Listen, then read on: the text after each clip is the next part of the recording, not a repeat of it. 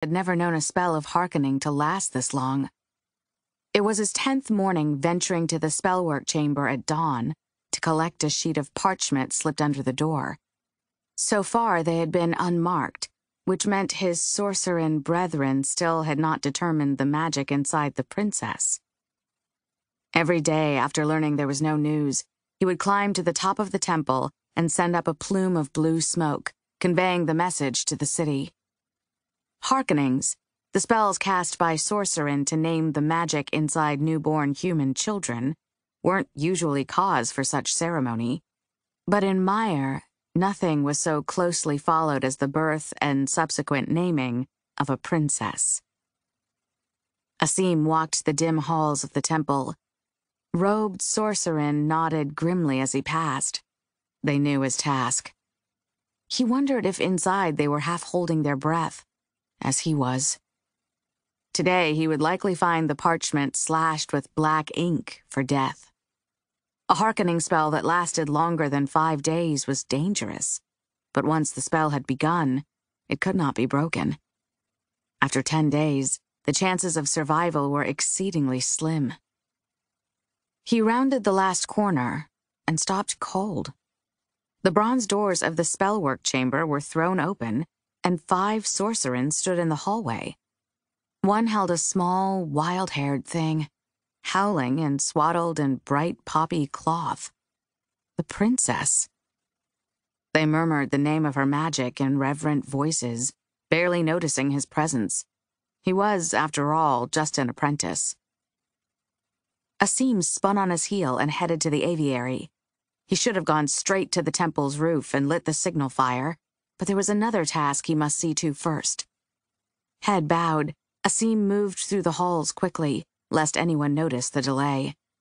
He crested the temple's central staircase, but stopped before he reached the top. Instead, he took a sharp left and emerged in the musty room where the messenger ravens were housed.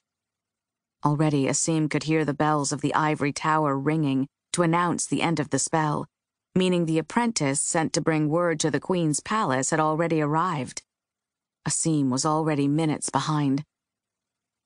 Meyer's capital, Ternine, would soon descend into celebration. It was as everyone had hoped. A girl child, a rival heir born to fight for her seat upon the throne. For queens ruled in Meyer, and killed for the right to do so. Weeks ago, the auguries had predicted a blood moon, an omen of great change, would rise tonight. At sundown, people would fill the streets, fae, bloodkin, and human alike, chanting as the sorcerin had. Asim hastily affixed a message to a raven's leg and reached below his collar, fingering the tattoo inked upon his shoulder. He whispered a location into the bird's ear.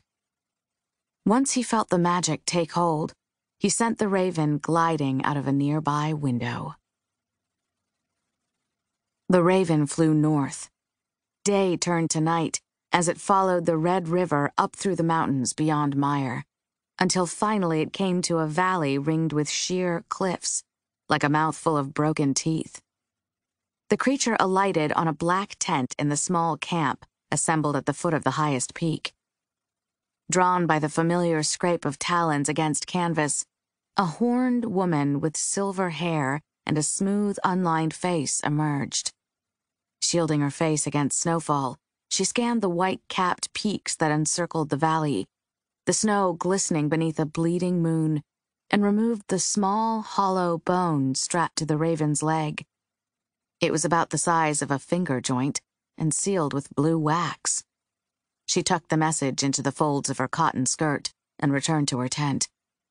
The woman lit a candle and carried it to her bedroll before easing the strip of parchment from its tight roll. There were just 3 words: marrow and blood.